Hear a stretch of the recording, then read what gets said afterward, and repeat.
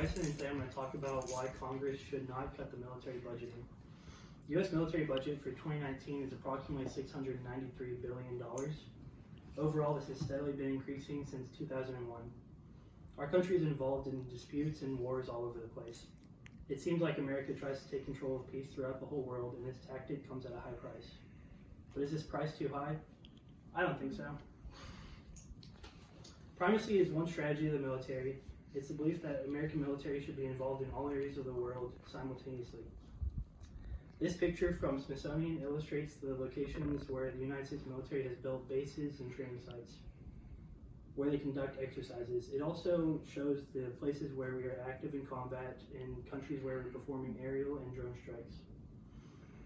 These bases and training centers develop and teach anti-terrorist tactics to better defend America and the countries America is stationed in. In 2017, 26,000 civilians were killed by terrorist attacks. In Iraq, terrorism accounts for about 4.3% of all deaths based on a study from Our World in Data. This rate is far higher than most of the countries and poses a big problem not just for Iraq, but for the whole world.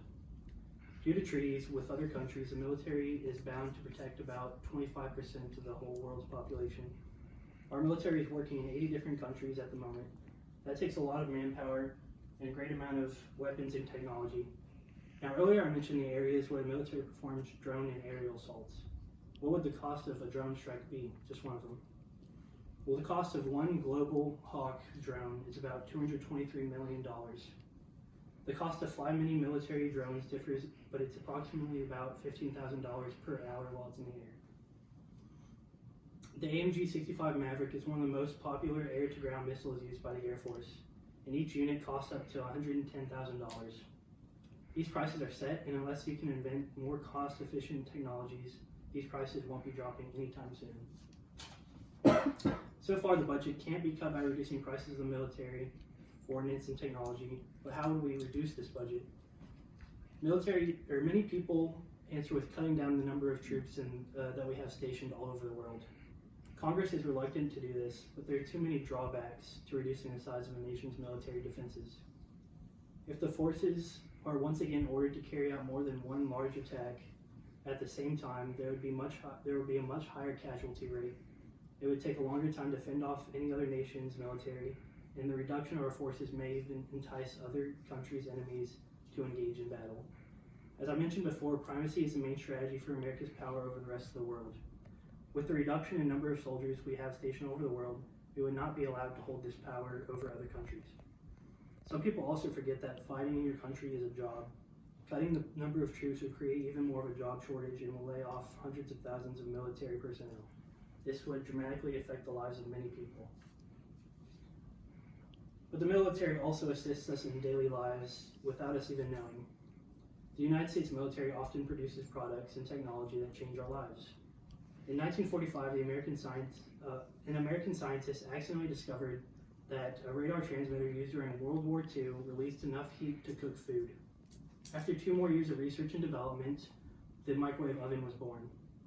Some other inventions produced by the military include duct tape, originally used to seal boxes of ammunition to protect from water damage.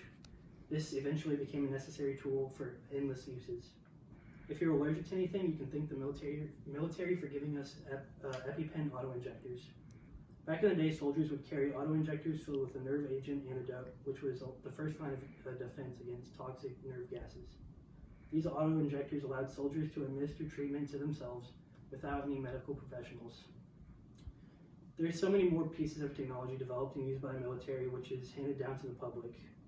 The Defense Science and Technology Department approximately gets about $13.4 billion per year for research, development, testing, and evaluation of military products that would ensure America's military would maintain its status as a superpower, and every once in a while effectively assist the citizens in their daily lives. The military budget ultimately provides safety for our country, funding for development and technology that we use every day, and provides jobs for over millions of citizens. Therefore, Congress should not decrease the amount of money going to the military budget. Although I'll agree that the U.S. budget seems high, we must pay the price for safety. Anything less would be a risk to our well-being and the well-being of our allies. Thank you.